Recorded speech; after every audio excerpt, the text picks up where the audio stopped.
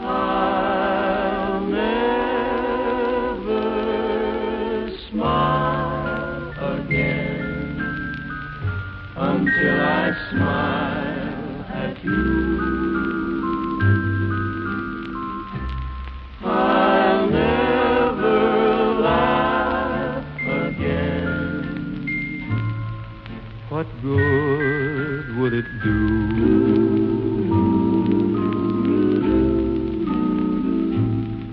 For tears would fill my eyes, my heart would realize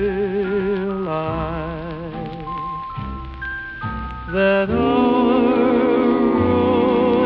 romance is through. I'll never love again. I'm so in love with you. I'll never thrill again to somebody new.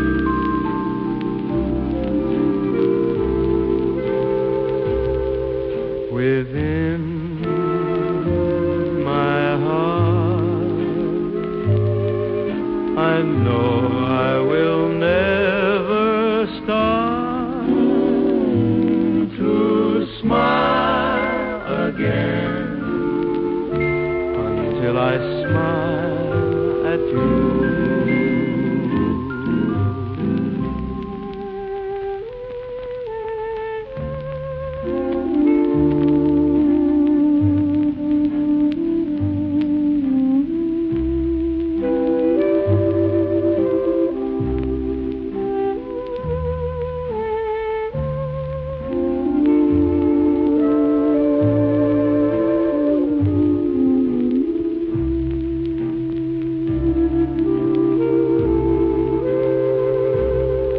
Within my heart, I know I will never start to smile again until I smile at you.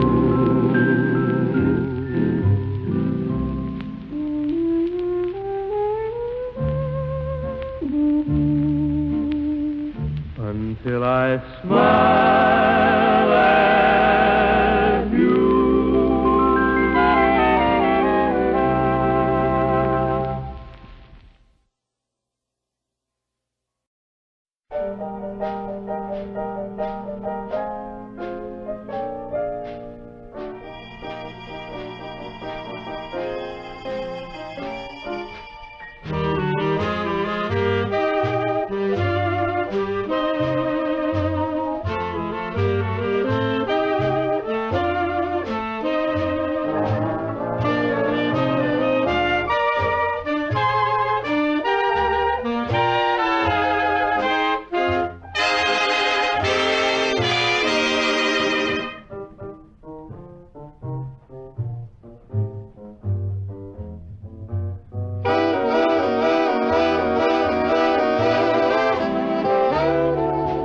Couple of jiggers of moonlight and add a star, pour in the blue of a June night and one guitar.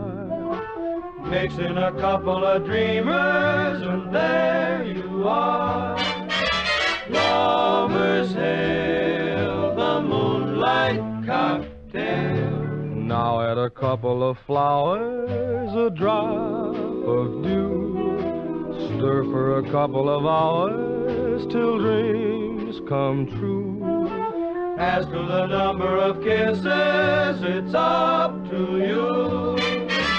Moonlight cocktails need a few. Cool it in the summer breeze. Serve it in the starlight underneath the trees. You discover tricks like these are sure to make your moonlight cocktail please.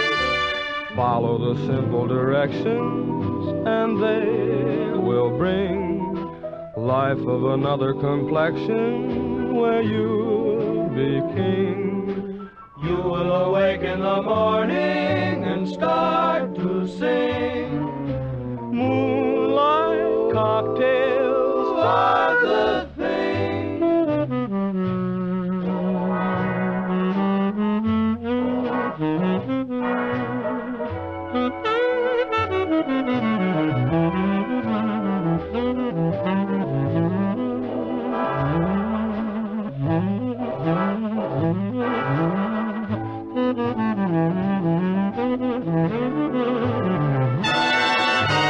Follow the simple directions and they will bring life of another complexion where you'll be king.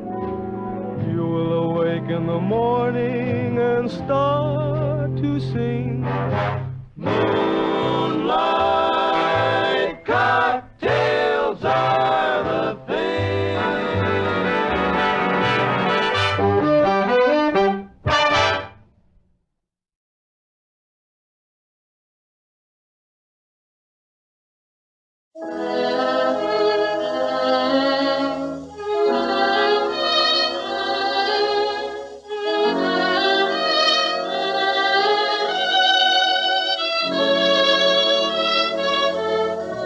Do I want to be with you as the years come and go, only forever, if you care to know? Would I grant all your wishes and be proud of the task? Only forever, if someone should ask, how long would it take me to be near if you beckon? Offhand I would figure less than a second. Do you think I'll remember how you looked when you smiled? Only forever, that's putting it mild.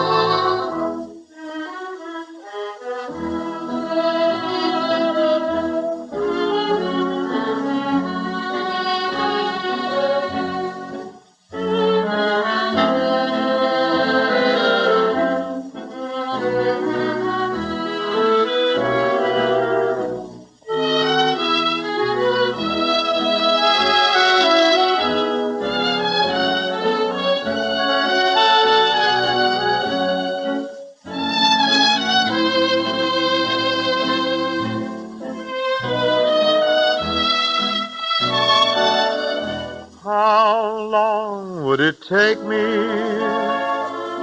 to be near if you beckoned? Offhand I would figure less than a second.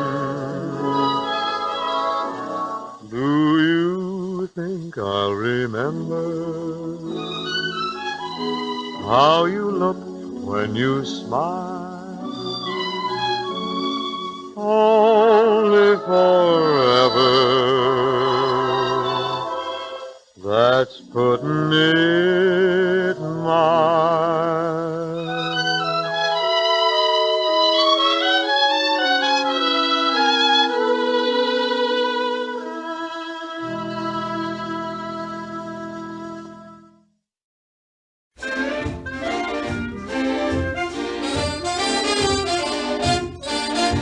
Would you like to swing on a star, carry moonbeams home in a jar, and be better off than you are?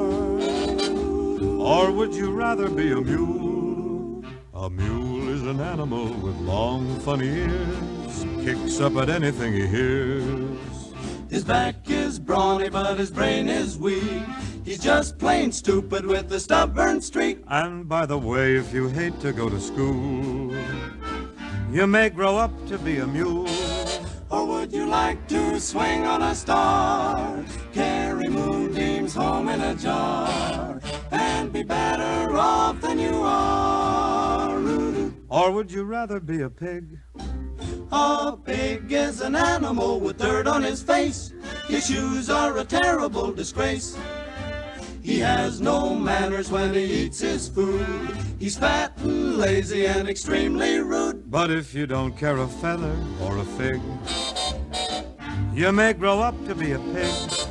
Or would you like to swing on a star, carry moonbeams home in a jar, and be better off than you are? Or would you rather be a fish? A fish won't do anything but swim in a brook. He can't write his name or read a book. To fool the people is his only thought, and though he's slippery, he still gets caught. But then if that sort of life is what you wish, you may grow up to be a fish.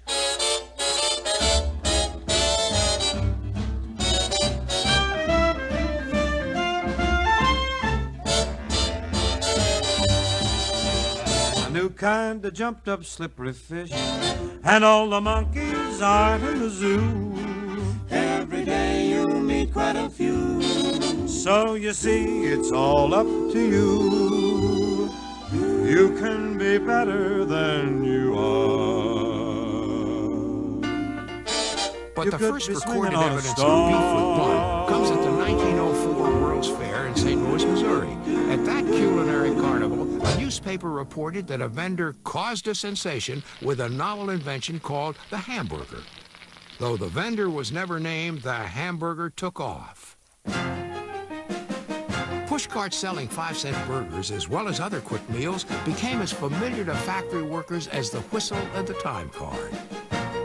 Multiple factory shifts kept these places humming with hungry workers day and night. Chefs had to grind out filling meals in short order. Lunch carts, horse-drawn lunch carts, you would call this the very first days of fast food, because this was the time when things were moving so quickly that people began to eat on the run, on their lunch hours. But middle-class eaters still turned their noses up at the future king of American food. Suspicious of the greasy eateries and fearing for their health, they claimed that ground beef was really ground for a sinister reason: to allow butchers to sell off spoiled meat, or even worse. Upton Sinclair's classic book, The Jungle, written in 1906, claimed that Chicago slaughter yards were so brutal and filthy they were grinding up parts of their employees. After the book came out, meat sales dropped by more than half. Sinclair's expose spurred a cleanliness campaign the likes of which the country had never seen.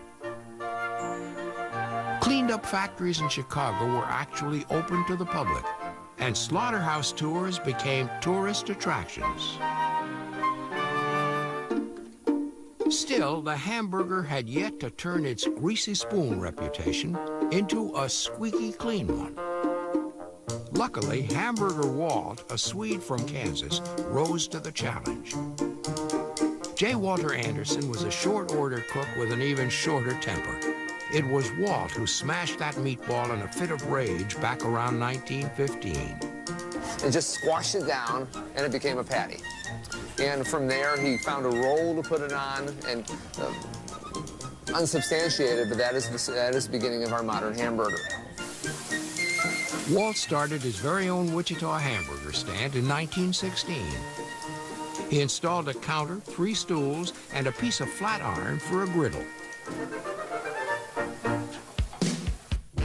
He opened 3 more stands by 1920 and hoped to open more. For help, Walt turned to respected Wichita real estate man Billy Ingram. He went to my grandfather, and my grandfather said that he would help him buy this corner lot, and he would go into partnership with him just on this one. Ingram and Anderson tackled the down-and-dirty burger image with a clever gimmick: Hygiene. They borrowed $700 to build a glorified cement cube with a griddle and 5 counter stools. They painted the store white inside and out.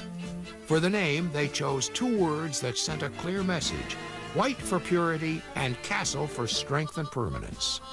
They borrowed the castle-like look of the place, complete with battlements and a turret, from Chicago's water tower, a national symbol of endurance after it survived the Great Chicago Fire of 1871.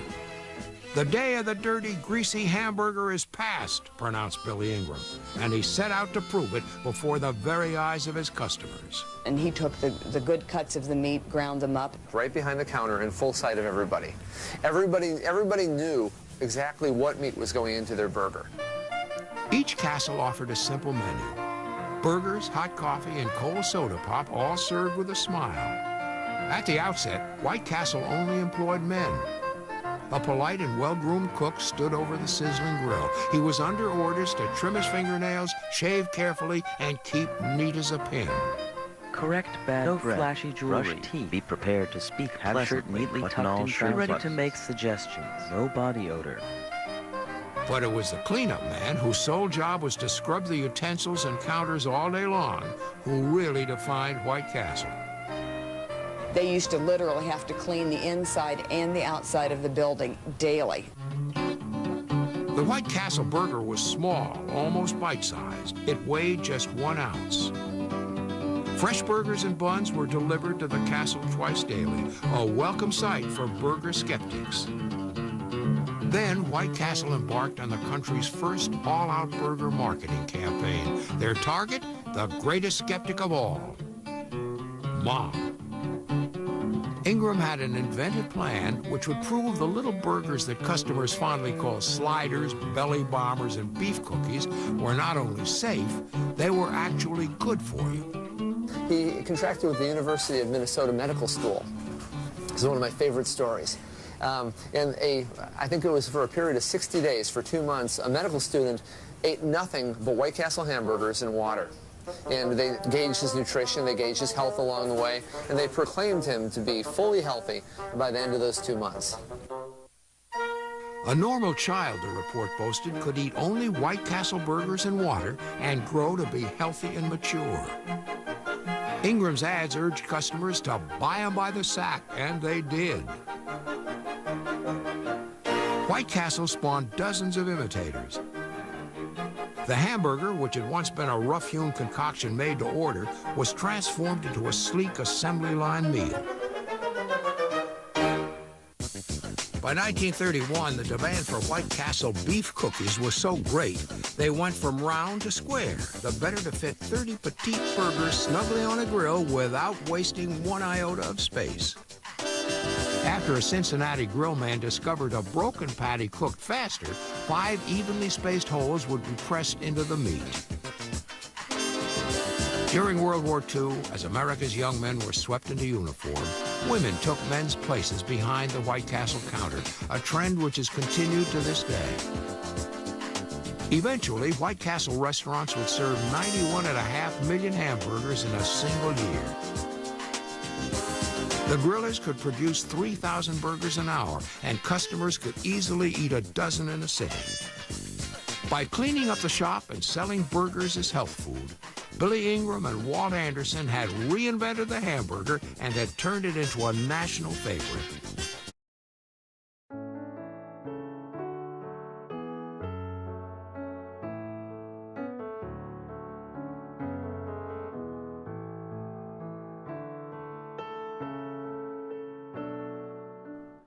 White Castle is America's first and oldest existing hamburger chain. It all started in 1921 when Billy Ingram and Walt Anderson opened a tiny White Castle-looking burger shack in Wichita, Kansas.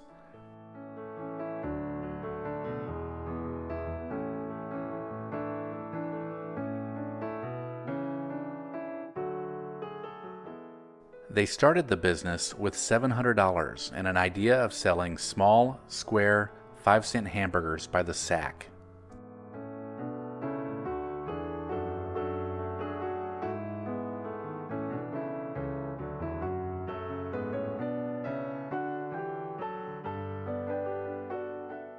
Soon, White Castle opened a few more restaurants around the Midwest. Because fast food chains didn't exist at the time, White Castle needed to build its own infrastructure.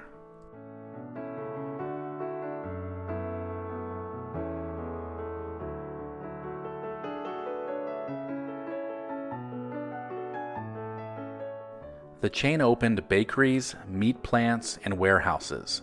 They set up a company to produce paper hats and other products, and even created a subsidiary to manufacture the building materials used to construct new locations.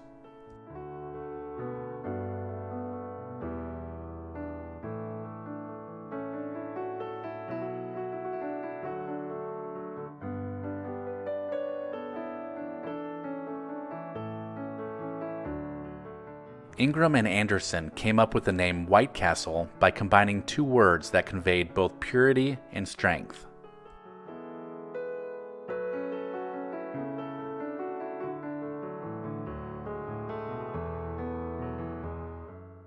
White Castle decided to make their buildings white and had their interiors built with white porcelain countertops and stainless steel appliances, evoking cleanliness in their products. That spotless image was also expected of employees, who were required to be well-groomed and wearing stain-free uniforms.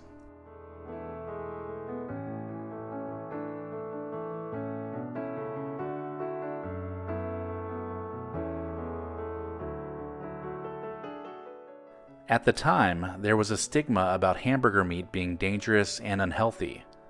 To combat this ground beef fear, Ingram partnered with the University of Minnesota and commissioned a study in 1930 that tracked the health of a college student eating White Castle sandwiches.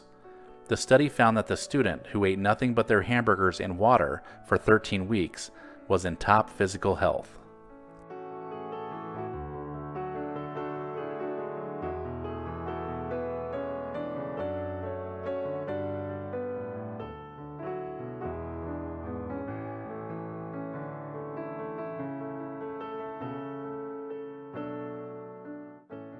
Walt Anderson sold his interest in the company to Ingram in 1932, and a year later, White Castle moved its offices from Wichita, Kansas to Columbus, Ohio. There haven't been any locations in Kansas ever since.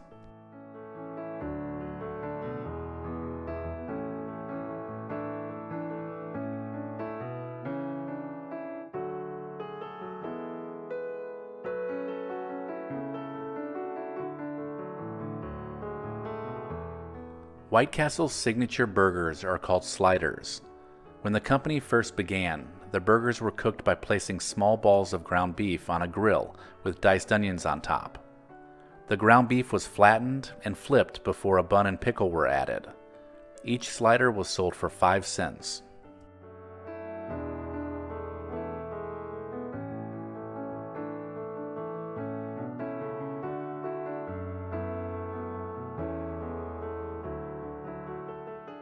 In the 1930s, with competition increasing, White Castle began putting coupons in newspapers that allowed customers to buy 5 hamburgers for just 5 cents each. By the 1940s, the cost of a burger rose from 5 cents to 10 cents.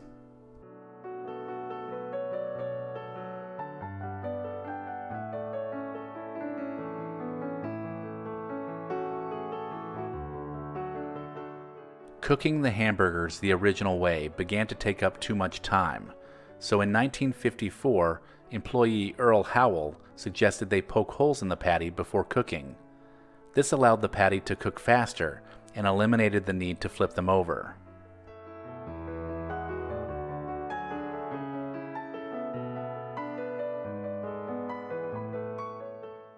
Howell soon also found out that cooking the patty on a bed of chopped onions allowed the steam to permeate the burgers and cook them without touching the grill directly.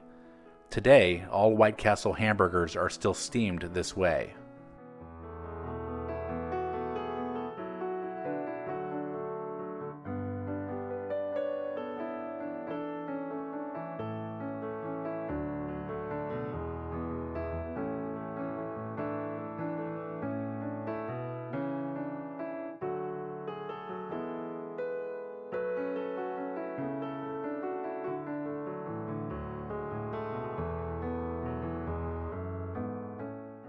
The company likes to keep its fast food empire within the family. While most burger chains used franchising as a way to grow, White Castle has avoided giving up control. In fact, there are no franchises, and that's the way they like it.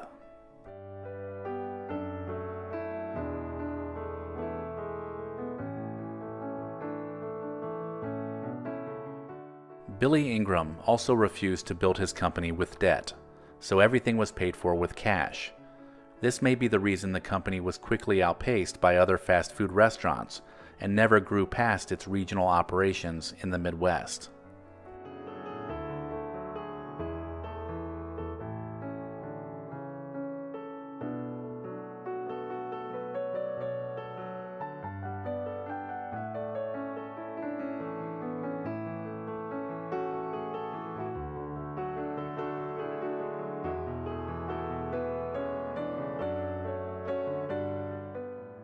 Still, White Castle does boast the distinction of being the first fast food restaurant to sell 1 billion burgers, a feat reached in 1961, just 2 years before the much younger McDonald's would hit that very same milestone.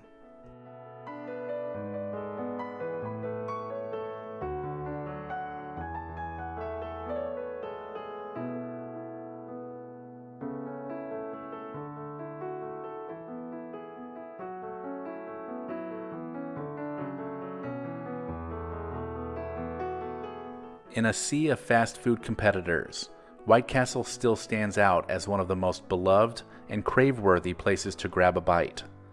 So when was the last time you ate an entire sack of sliders from White Castle?